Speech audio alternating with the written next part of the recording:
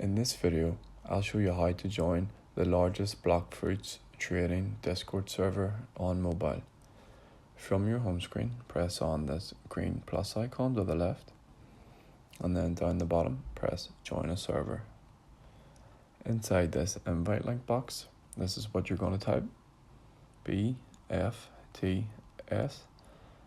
Make sure you spell it exactly like that, and then tap join with invite link.